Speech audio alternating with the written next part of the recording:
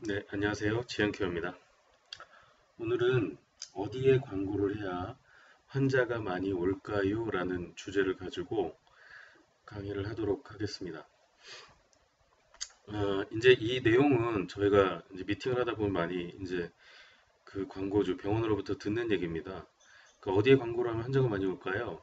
어디에 광고를 하면 고객이 많이 올까요? 하는 것이 이제 사실은 고객들의 가장 궁금한 점일 수 있습니다. 그리고 또 이제 이런 질문도 받습니다. 키워드가 나은가요? 아니면 블로그가 나은가요? 뭐 이런 질문도 많이 저희가 받습니다. 뭐 배너는 효율이 없다든지 있다든지 블로그는 또 과거에 내가 했는데 뭐 사기를 당했다든지 뭐 이런 얘기들도 또 많이 하시죠.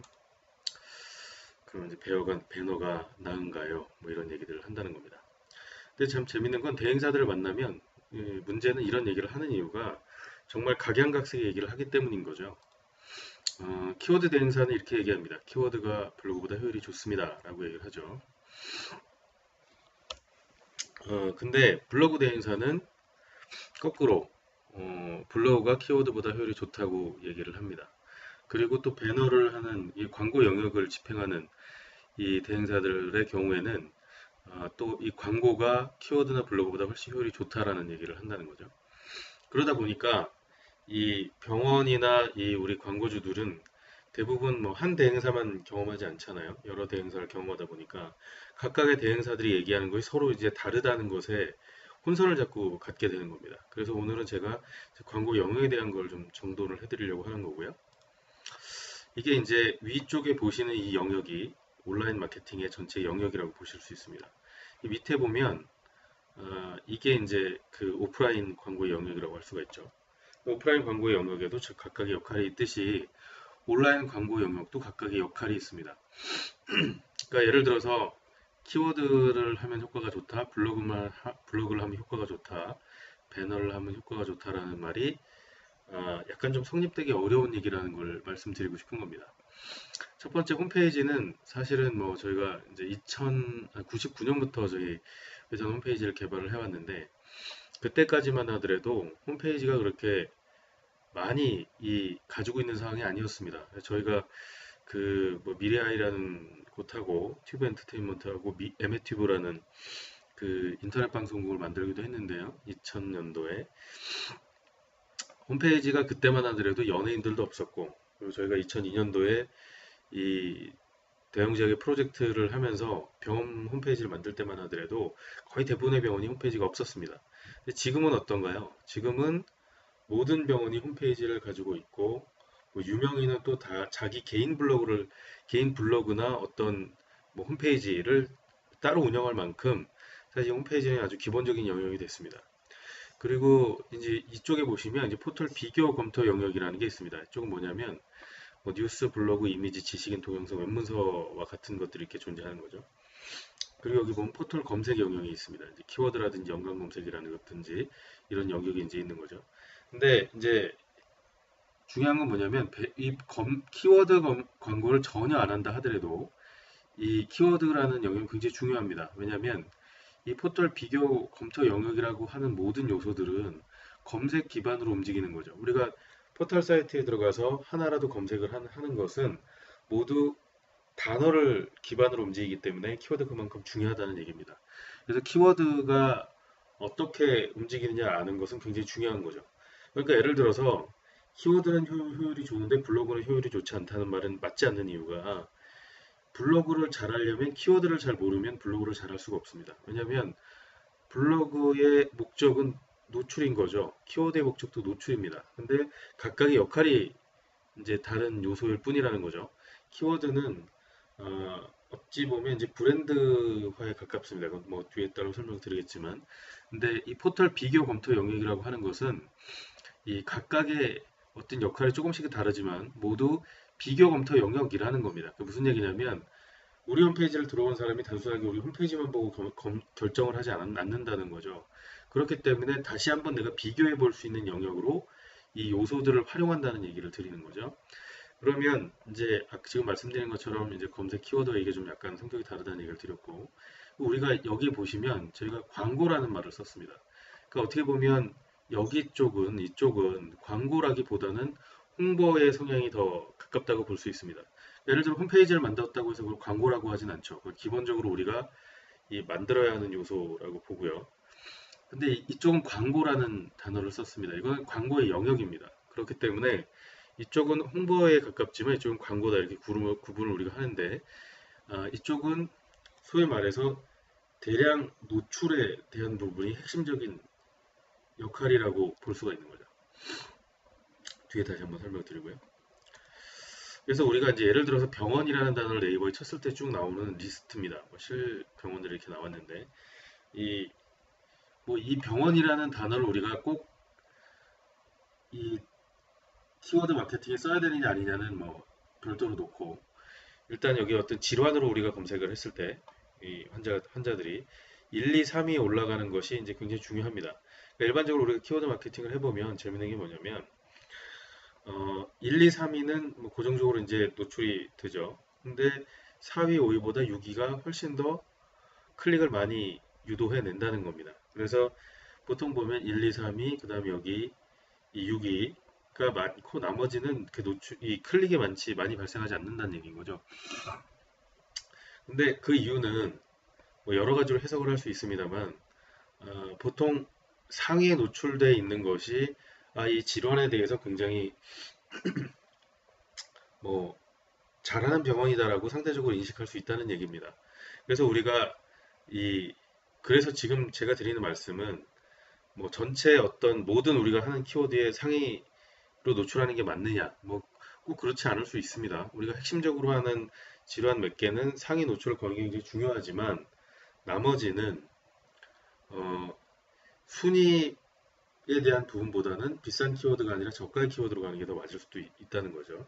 이제 그거는 뭐 또 다른 여러 가지 얘기를 동반하기 때문에 뭐 키워드 전략에 대해서는 다시 한번 설명을 드리겠지만 어쨌든 상위 노출을 100%다 할 수는 없습니다. 뭐 예를 들어서 여드름 같은 키워드만 하더라도 보통 한 달에 이 노출량이 14,000건 정도 되는데 한 여드름 키워드가 8,600원 이렇게 한단 말이에요.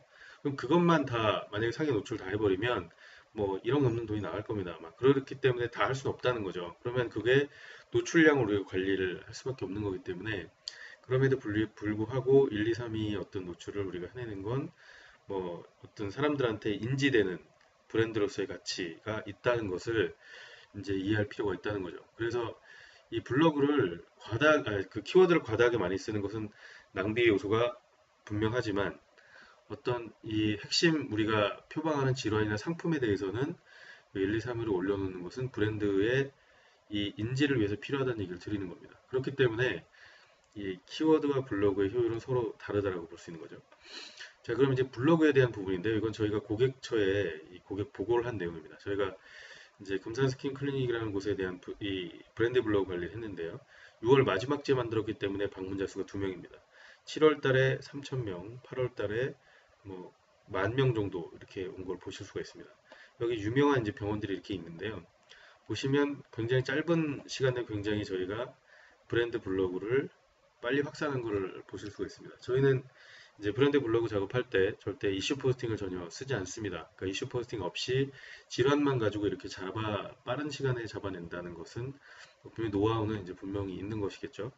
근데 이제 여기서 이제 중요한 건 뭐냐면 저희가 이제 블로그에 대한 관리를 하다 보니까 이 일 방문자 수를 뭐 500명에서 1000명 사이로 만들어내면 실제 매출에도 굉장히 많은 영향을 미친다는 것을 알 수 있습니다.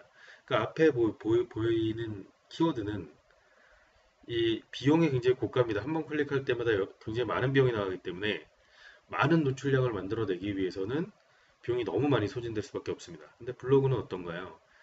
일정 관리 비용을 통해서 점점 방문자 수를 늘리게 되면 더 많은 사람의 유입을 만들어낼 수가 있는 거죠. 그렇기 때문에 속성이 틀린 겁니다.